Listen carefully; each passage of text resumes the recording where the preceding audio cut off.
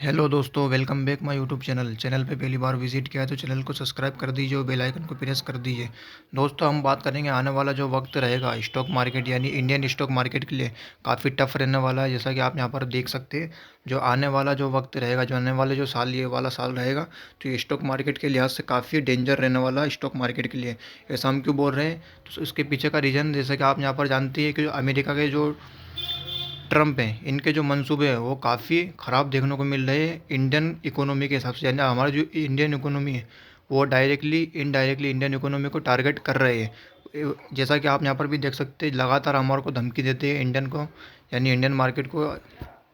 तो लगातार हमारे को धमकी देते हैं और हमारे को ट्रेड करते रहते हैं। जो मर जाता, जब मर जाता, जो कुछ भी स्टेटमेंट दे देते हैं इंडियन मार्केट के खिलाफ। तो इसी के चलते जैसा कि आप देख सकते हैं, जो इंडिया है वो अपनी जो क्रूड ऑयल है, वो इंडिया 90% क्रूड ऑयल क्या करता है, इंपोर्ट करवाता है अपनी ज़रूरत का। तो अमेरिका, जैसा कि हम यहाँ पर देख सकते हैं, फर्स्ट में है चाइना, सेकंड में अमेरिका और तीसरे नंबर पे इंडिया इंपोर्ट करवाने के मामले में। आप यहाँ पर देख सकते हैं, तो जो ऑयल रिजर्व है वेनेजुएला के ऊपर, अमेरिका ने एयर स्ट्राइक करके वहाँ पर कब्जा कर लिया वेनेजुएला के ऊपर। तो वेनेजुएला क्या है, आप यहाँ पर देख सकते हैं, सबसे पहले नंबर पे जो क्रूड ऑयल के जो सबसे ज़्यादा रिजर्व्स अगर किसी के पास में है तो वो वेनेजुएला के पास में है। और दूसरे नंबर पर सऊदी अरब, और तीसरे नंबर पर ईरान, और चौथे पे कनाडा है। तो कहने का मतलब ये आ रहा है, जो सबसे ज़्यादा अगर क्रूड ऑयल अभी किसी के पास में है तो वो किसके पास में है, वेनेजुएला के पास में। तो वेनेजुएला के ऊपर अमेरिका ने एयर स्ट्राइक कर दी, उसके ऊपर हमला करके उसके ऊपर कब्जा कर लिया। तो ये डायरेक्टली किसका हो गया, नाम वेनेजुएला का, बाकी इसके ऊपर कंट्रोल किसका है, अमेरिका का। तो अमेरिका का जो कंट्रोल है इसके ऊपर, तो ये हमारे लिए बेड न्यूज़ है। क्यों? अब अमेरिका चाहता है कि ईरान के ऊपर भी हमला कर दे। तो आप देख सकते हैं यहाँ पर जो सेकंड नंबर पे, अगर थर्ड नंबर पे कोई कंट्री है तो वो कौन है, ईरान। पहले नंबर पे वेनेजुएला, उसके ऊपर अमेरिका का कब्जा हो चुका है। अब दूसरे नंबर पे कौन है, ईरान। तो ईरान के ऊपर अमेरिका चाहता है कि उसके ऊपर एयर स्ट्राइक कर दो। वहाँ पर जो ईरान के जो भी वहाँ पर पॉलिटिकल चल रही है, वहाँ पर वहाँ के जो भी, अगर वहाँ के कोई हुक्मरान है ईरान के मतलब, तो वहाँ को उसको हटा के और वहाँ पर अमेरिका का कोई इन आदमी को बिठा दें। तो वहाँ पर जैसा अमेरिका चाहेगा वैसे वहाँ पर पॉलिटिकल चलती रहे। ये अमेरिका का प्लान है।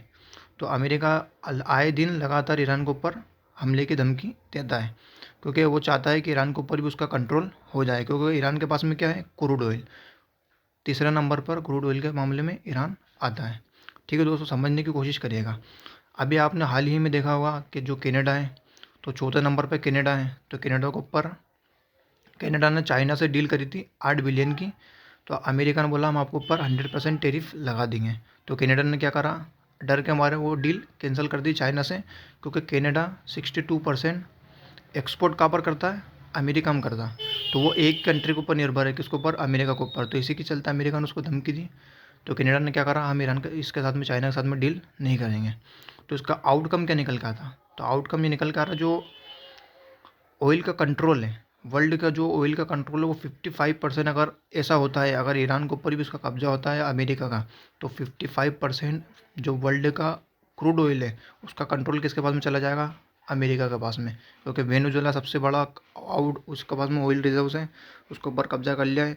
इराक के ऊपर अमेरिका का कब्जा, जहाँ पर तेल है, जिस कंट्री में तेल है वहाँ पर अमेरिका इन्वॉल्व है ही है।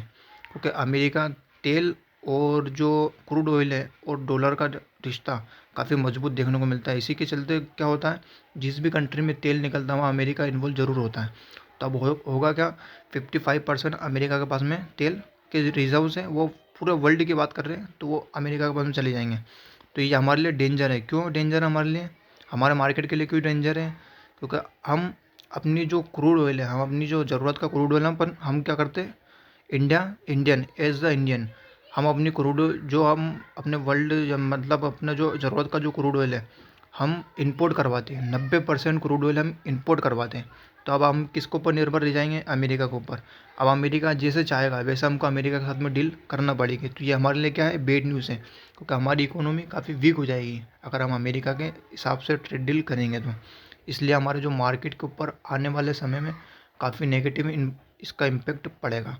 क्योंकि हम यहाँ पर भी देख सकते हैं, हम अमेरिका से कितना क्रूड ऑयल बाई करते थे पहले, जनवरी 2025 में 4%। अब आप देख सकते हैं दिसंबर के अंदर हम कितने पे आ गए, 10% पे। तो हम किसके ऊपर निर्भर हो रहे हैं, धीरे धीरे करके अमेरिका के ऊपर। तो ये हमारे मार्केट के लिए काफ़ी बेड न्यूज़ है। आप यहाँ पर भी देख सकते हैं, ब्रेड क्रूड का ऑयल का जो प्राइस देख सकते हो आप, 60 रुपये था, 70 रुपये हो गया। WTI का भी 60 रुपये था, 65 रुपये हो गया। तो हमको जो इसका जो पेमेंट करना होता है तो वो हमको करना होता है डॉलर्स के टर्म के अंदर। तो आप यहाँ पर देख सकते हैं दुनिया के जो दूसरी कंट्री उनके सामने डॉलर वीक हो रहा, बाकी हमारी इंडियन कंट्री के सामने डॉलर स्ट्रॉन्ग हो जा रहा। आप यहाँ पर देख सकते हैं, तो ये डबल झटका हमारे लिए। तो इसी के चलते मैं बात कर रहा हूँ, जो आउटकम इसका जो निकल के आ रहा है वो इंडियन मार्केट के लिए लॉन्ग टर्म के अंदर आने वाले समय के अंदर काफ़ी टफ रह सकता है।